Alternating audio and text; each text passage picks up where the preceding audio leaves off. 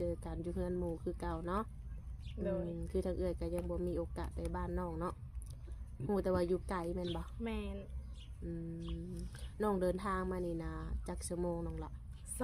2 ชั่วโมงบ่ป้าที่ใช้เวลาโดนแถวมันไกลปานนั้นบ่ไกลนำบนทางมันยากขี้ฝุ่นเข้าตาเพื่อแกะขี้ฝุ่นออกมาตามทางก็มันง่ายทางมันยากแม่นคือบ่ได้แม่นทางยางบ่น้องละบ่เป็นทางแดงอันที่ว่าใส่เวลาหล่นนี่ก็คือเส้นทางมันบ่ดีเนาะแม่นเพื่อสิมาเนี่ยก็ใช้เวลา2 ชั่วโมงเพื่อสิมาฮอดเซโนเนาะกินข้าวกินน้ำมาได้ซะน้องละกินแล้วเนาะโดยมื้อนี้เอื้อยมาก็คือมาต่างหน้าอายหักเนาะคืออายหักเอื้อยเพิ่นอยู่ต่างประเทศอยู่ทางไกลน้องละเพิ่นก็ให้เอื้อยนี่เป็นสื่อกลางให้เนาะคือเพิ่นนี่อยากล่มน้ำน้องแล้วก็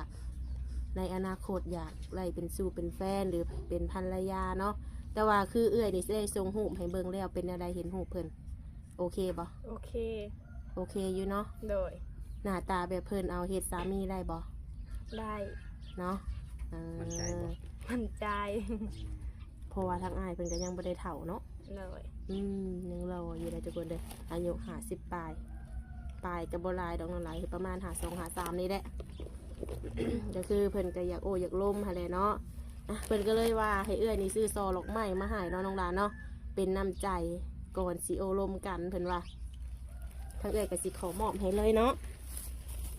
น้องละใจว้าวโดยงามเนาะมักอยู่บ่น้องละมักดอกไม้ก็งามคือคนเนาะอันนี้เพิ่นก็จะเป็นน้ำใจของเพิ่นเนาะที่คือทั้งน้องกับอ้ายเพิ่นยังไม่ได้โอลมกันเนาะทันได้ลมกันจ้ำยังบ่ทันได้คุยกันจักเทื่อสิได้คุยกันกับมื้อนี้แหละเนาะน้องหลานเนาะโดยแต่เวลานี้นะเพิ่นนอนได้ล่ะเพราะว่าทั้งเพิ่นอาจจะค่ำยังแบบคือทั้งเฮาบัดเวลานี้ก็ 2-3 โมงเนาะแม่นมันคนละเวลากันแต่บ่ฮู้ว่าเวลาสิตรงกันบ่ในการโอลมกันอันนี้ก็อยากให้น้องลองเปิดใจคุยกับเพิ่นเบิ่งเนาะโดย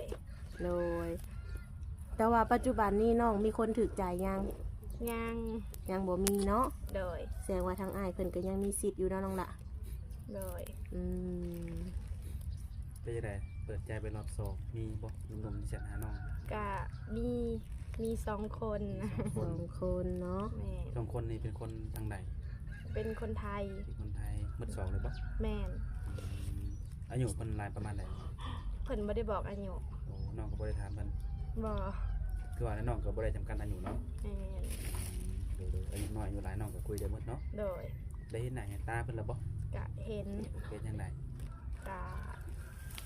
ร่วมได้บ่คุยได้บ่ได้เป็นแฟนได้บ่ได้ก็คือรู้จักกันจักมื้อเลยก็ฮักก็รู้จักกับตาวานนี่เนาะเลยได้คุยกันนั้นได้หลายเติบแล้วบ่การคุยกันเสร็จเนี่ยก็ประมาณ5 คำเอาคือว่าได้นะข้าเจ้าวันไปเวียกแต่ว่าน้องนี่ก็ถ้าว่าเพิ่นคุยยาวก็คุยได้เนาะโดยเพียงแต่ว่าทางเพิ่นบ่ค่อยมีเวลาว่าซั่นซะเนาะแม่นคำจังได๋ถามชื่อเสียงแห่งหน้าบ่โดนให้ใดถามสื่อถามบ้านถามประเทศเพิ่นอยากมาหาว่าจังเนาะเป็นถามบ้านถามหยังเนาะโดยแต่น้องก็บอกคนไปอยู่บ่บอก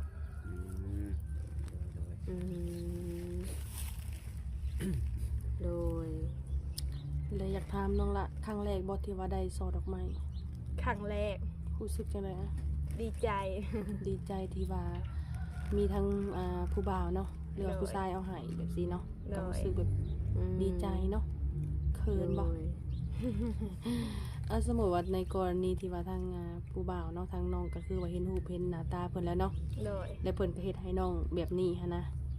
เฮ็ดให้น้องเห็นแบบนี้หั่นนะถ้าทางที่ยังบ่ได้รู้จักกันดนแบบซี่ก็รู้สึกจังได๋กับเพิ่นบอกมาได้บ่ก็ รู้สึกดีบ่ รู้สึกนั่นได้ เป็นแฮง รู้สึกดี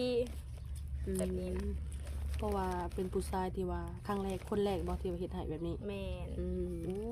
คนแรกที่ซื้อซอดอกไม้ให้ ก็หายากอยู่ได้แบบนี้เนาะเพราะว่ายังบ่ได้ฮู้จักกันดนแต่ว่าเพิ่นเฮ็ดให้ทางน้องเพิ่นแบบเห็นแบบนี้หั้นนะซื้อช่อดอกไม้มาให้เพื่อทำความรู้จักหรือว่าเปิดทางก็ว่าแม่นเนาะแบบนี้หั้นนะบอกว่าเพิ่นก็เฮ็ดให้ว่าอ้ายนี่ฮักแท้จริงใจแท้จึงว่าเฮ็ดให้แบบนี้หั้นนะ โดย แม่นถ้าคนเฮาบ่ฮักบ่มักนี่บ่มีความจริงใจต่อกันนี่เพิ่นสิบ่ซื้อให้แม่นบ่แลเนาะ แม่น บางคนได้แต่เว่าซื่อๆเฮ็ดให้บ่ได้แบบนี้นะน้องล่ะ อืม นะ อืม อืม โดยเดี๋ยวนี้คือการกระทำของเพิ่นกันมาก่อนเนาะ แม่น เพื่อแสดงให้น้องฮู้ว่าอ้ายนี่จริงจังเด้อพร้อมสิอบรมกับน้องก็คือทุกสิ่งทุกอย่างก็ขึ้นอยู่กับน้องเนาะบัดทีนี้ว่าสิให้โอกาสทางอ้ายเพิ่นพัฒนาไปฮอดขั้นใดเนาะ โดย เป็นขั้นเป็นสู่เป็นแฟนเป็นสามีบ่อันนี้ก็ขึ้นอยู่กับทางน้องเนาะ โดย แต่คือทางน้องก็ไปอยู่นำสามีได้เนาะ ได้ ถ้าน้องไปบ่ได้เพิ่นก็มาอยู่พี่ได้คือกันเพิ่นว่าบ่มีปัญหาหยัง โดย ได้เลือกอย่างใดอย่างหนึ่งเนาะระหว่างไปอยู่กับเพิ่นกับให้เพิ่นมาอยู่กับน้องเนี่ย กะแบบสวนไลด์อยากให้เพิ่นมาอยู่กับน้องจังซี่นะ อืม เป็นเพราะอย่างน้องล่ะคืออยากให้มาอยู่กับน้อง กะอยู่เพื่อนกับมีบ่หลายคนหั่นน่ะ อืม อีหยังน้องก็ยังน้อยสินะ โดย เป็นไปได้อยากเพิ่นมาอยู่น้ำเนาะ แม่น ถ้าเพิ่นมาอยู่น้ำนี่เพิ่นต้องสร้างบ้านใหม่บ่หรือว่าสามารถมาอยู่น้ำน้องได้เลยเนี่ย กะสร้างแหละ อืม ต้อง คื ได้ อ สร้างใหม่แมันบ่ แม่น สร้างบ้านสร้างเฮือนเป็นของเฮาเองเนาะ แม่น คืออยู่ใกล้พ่อใกล้แม่แม่นบ่เลยน้องละอันนี้ก็เป็นความคิดที่ดีเนาะคือในอนาคตเฮาสิได้เบิ่งแย่งแม่เฮานํเนาะ โดย อืม และถ้าหากว่าอ้ายเพิ่นมาอยู่น้ำเนาะน้องสิพาอ้ายเพิ่นนี่เฮ็ดเวียกเฮ็ดงานเฮ็ดธุรกิจหยัง กะยังบ่ฮู้ บ่มีคิดไว้เนี่ยบ่ถ้าเกิดคิดว่ายังว่าคิดมาเปิดใจถ้าหากว่าอนาคตได้สามีเป็นคนไทยมาอยู่นำเฮาเนาะสิพาเพิ่นเฮ็ดธุรกิจนั่นเปิดนั่นเปิดนี่ยังคิดบ่ได้บ่ ยัง ลองแต่ว่าเพื่อนไปศึกษากันเนาะ แม่น เพราะว่าน้องเพิ่นอาจสิยังบ่ทันคิดเพราะว่าทางน้องเพิ่นเองนี่ยังบ่มีหยังแบบสินั่นล่ะเนาะ แม่น ถ้าเฮาสิคิดไปแล้ว โอ้ยมันก็สิบ่มีแบบนี้นะถ้าว่ามีแล้วอาจสิคิดออกมาได้เนาะ โดย ก็ถือว่าโอเคอยู่แบบคือทางผู้บ่าวนี่เพิ่นอยากถามว่าเนาะเว้าเว้าแต่บ่เฮ็ดแต่บ่เว้านี่น้องมักแบบใด ไปแต่ก็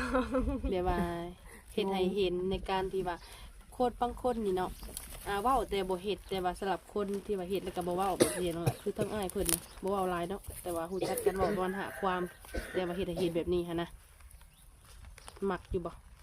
มาก สเปคเลยเป็นบ่แบบสิ แม่น โอ้ยันว่าบางทีอาจสิเว้าไปหลายแบบสินะแต่บ่มักเนาะแต่ว่าทางโน้นนี่ต้องมักแบบว่าในการมักการกระทำว่าซั่นซะเนาะ แม่ อื น มให้เฮ็ดหลายกว่าเว้าแบบสิซะเนาะมักแบบนี้เนาะ โดย ก็คือส่วนหลายคือผู้บ่าวอยู่ต่างประเทศแม่นบ่ฮู้ว่าสิจะลบนั่นน้องล่ะ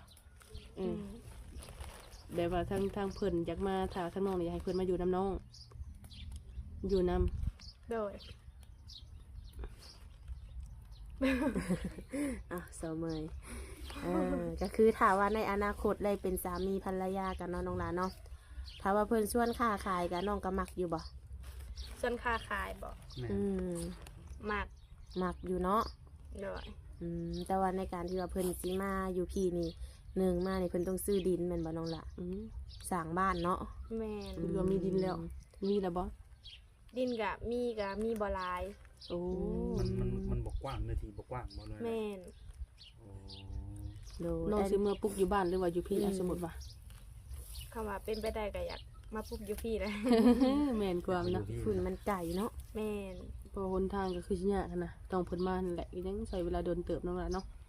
เปิดสิฮอดพี่หั้นนะ อันนี้ก็คืออันนี้เฮาก็เว้าคร่าวๆไปก่อนเนาะแต่ความเป็นจริงก็คือขึ้นอยู่กับน้องกับอ้ายเพิ่นเนาะ โดย ว่าสิร่วมกันไปฮอดใส่เนาะ โดย คือเฮาทางเฮานี่ก็เป็นสื่อกลางให้ซื่อๆเนาะน้องละ โด ตอน ย นี้คือความหมายตีความไว้ก่อนเนาะ โดย แต่อย่างคือความจริงกับไม้ผู้ที่ชื่อดอกไม้ให้น้องนี่เนาะเพิ่นยังบ่ได้คุยกับน้องเนาะ แม่ ยังบ่ได้คุยกันซื่อๆเนาะมีแต่ว่าหลังจากจบคลิปนี้แล้วก็ลองคุยกันลองเบิ่งเนาะสิว่าให้ได้เฮาก็สิได้มาอัปเดตให้ไหมเพื่อว่าคุยกันแล้วถูกอกถูกใจเนาะอยากปิดใจกับอ้ายเนาะให้หลายๆคนได้ฮู้ว่าปัจจุบันน้องมีแฟนจังซี่เนาะ โดย น้องก็สิปิดให้บ่ แล้วก็ ปิดใจ ถ้าเพิ่นชวนน้องปิดใจนี่นะถามแบบคุยกันแล้วนะ คุยกันแล้วแบบ น้องมักเพิ่นมักน้องจังซี่นะ อ่า แล้วเพิ่นว่าปิดใจเพื่ออ้ายได้บ่น้องหลาปิดได้บ่ ได้ ได้เนาะ โดย โดย มันเป็นการแสดงความจริงใจเนาะ แม่ ว่าเฮานี่มีอ้ายคนเดียวอาจารย์ประมาณนี้หั่นนะโดย โดย ทางในเรื่องการที่จะแบบว่าต้องปิดอกปิดใจนี่น้องคิดว่าจะคุยกับเพิ่นเนาะโดนปานใดน้องล่ะ กะเพิ่นเฮ็ดให้เฮาเห็นแล้วก็คุยบ่โดน อืม อยู่ที่การกระทำของเพิ่น แม่น ว่าเฮ็ดได้คุยกับเพิ่นแล้วเพิ่นเฮ็ดให้เฮามีความเชื่อใจต่อเพิ่นเนาะว่าไงกันเนาะ แม่น เฮ็ดให้เฮาเห็นเว้าได้ก็เฮ็ดได้ประมาณนี้เนาะ แม่น อืมโดย ถ้าในเรื่องกรณีแบบว่าได้คุยกันเนาะน้องมักเพิ่นมักน้องจังซี่แล้วเพิ่นเฮาอยู่ใกล้กันประมาณนี้หันนะและบ่เชื่อจะน้องมีผู้บ่าวหลายแล้วเพิ่นอยากมาแบบว่ามาหมั่นมาหมายไว้ก่อนน้องล่ะน้องสิโอเคบ่แบบนี้ กะถามแม่ก่อนสิล่ะต้องปรึกษาแม่ก่อน โอ้ว่าแม่จะเห็นดีนํบ่เนาะ แม่น แบบว่าแม่มีหนุ่มไทยเนาะง่ายกันเนาะเพิ่นอยากมาหมั่นหมายเนาะมาหมั่นหมายลูกว่าซั่นเนาะแม่โอเคบ่ยินดีบ่เนาะ โดย ถ้าว่าแม่โอเคน้องก็ยินดีแม่นบ่ดูทุกคนเนาะกลับมาลุ้นกันต่อไปเนาะซั่นซะเนาะ โดยแสดงว่าหนุ่มๆตอนนี้ก็ยังมีสิทธิ์เท่ากันนะน้องหลานเนาะ โดย คือน้องยังบ่ทันตัดสินใจว่าสิคบหากับไผเนาะ โดย คือแบบหลายๆคนคือมาสัมภาษณ์เมื่อวานนี้เนาะหลายๆคนเพิ่นก็แชทมาถามด้วยว่าในคอมเมนต์เพิ่นว่าที่ว่าหนุ่มๆเงียบหายไปนี้เพราะเพิ่นโทรมาน้องบ่รับสายมีส่วนบ่ บ่หับสาย มีอยู่บ่ บ่ได้ บ่มี เอา แม่น ตรง บ่ ๆมีคนโทรหาน้องอยู่บ่ มี น้องหับอยู่บ่ หับ อืมแซวเพิ่นอาจจะเคยเจอกับคนอื่นเนาะหรืออาจจะมาหมิ่นในคลิปน้องเนาะเพิ่นว่าที่ผู้บ่าวเงียบหายไปเพราะบ่รับสายเพิ่นหรือเปล่าเพิ่นว่าอันนี้ก็อาจจะมีเนาะแต่ว่าสำหรับน้องนี่คือรับทุกคนแม่นบ่ แม่น เพอบางคนเพิ่นก็อยากเห็นหน้าเห็นตาเนาะ แม่ ว่าสิคือในคลิปบ่บางคนมันก็อยากถามไทยเนาะก็คือโทรมาโอลมได้แล้วว่าน้องละ ได้ เนาะบางทีวัดแชทอย่างเดียวเพิ่นก็บ่มั่นใจได้เนาะว่ามันแม่นน้องบ่ยันแม่นคนอื่นเนาะ โด มี ย ตัวตนแท้บ่อหย่างแบบนี้หลายคนเพิ่นก็อาจจะคิดเนาะ แม่น แต่สำหรับน้องนี่บ่ต้องย่านเนาะถ้าว่าวิดีโอคอลมาก็รับแม่นบ่ แม่น ดีคือกันเนาะน้องก็จะได้เห็นหน้าเห็นตาเพิ่นก็จะได้เห็นน้องเหมือนกันเนาะคือเพิ่นนี่ได้เห็นอยู่แล้วหน้าตาน้องเนาะเพราะน้องนี่ออกคลิปเนาะ โดย นั่นล่ะคือน้องน่ะสิได้เห็นเพิ่นเห็นแล้วบางทีก็อาจจะบ่ถูกใจบางทีก็อาจจะถูกใจเนาะคือน้องแม่นอยู่น้องบ่ได้จำกัดเรื่องอายุเรื่องหน้าตาเรื่องหยังก็แล้วแต่เนาะแต่ว่าบางทีเฮาเห็นแล้วเฮาบ่มักก็มีเนาะก็คือในกรณีแบบว่าจังไดถ้าน้อง มีแต่เพื่อนเดียวนะ อยากสร้างครอบครัวน้องว่าซั่นซะเนาะภายในปีนี้หั่นนะ อีเมลแต่ ทั้งพ่อทั้งแม่เพิ่นก็โอเคนำอยู่บ่ได้ถามอยู่บ่ตัวนี้ บ่ได้ถาม บ่ได้ถามมันบ่ โดย แต่เพิ่นอนุญาตอยู่บ่ อนุญาต ความส่วนตัวน้องก็พร้อมอยู่แล้วเนาะ โดย ทุกคนเนาะมีแต่ว่าให้หนุ่มๆเขาเลยเนาะเขามาโอ้มาล้มกับน้องเพิ่นนั่นแหละบางทีเห็นแต่ในคลิปบางคนก็บ่กล้าทักบ่กล้าจีบเพิ่นว่าประมาณนี้นะย่านหยังย่านแบบว่าย่านน้องนี่บ่คุยนำย่านน้องนี่เลือกหลายซั่นล่ะเห็นนะ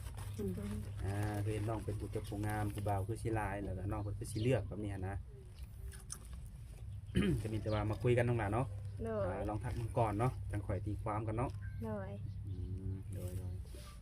โอเคเนาะสำหรับคลิปนี้ก็มีแต่ว่าให้ทั้งน้องสมหักสมหวังเนาะน้องหลานเนาะสิเลือกไผก็ให้เบิ่งดีๆเนาะว่าผู้ชายคนนั้นสามารถเบิ่งแยงเฮาได้บ่เนาะ ถ้าว่าคิดแล้วเลือกแล้วก็คือออกมาแสดงความจริงใจต่อเพิ่นเนาะน้องละก็มีการปิดคิดปิดใจเนาะมีเปิดก็ต้องมีปิดเนาะน้องละเนาะโดยอาจังใดก็ไว้พบพอกันในคลิปหน้าเนาะวันนี้เนาะโดยสบายดีเด้อ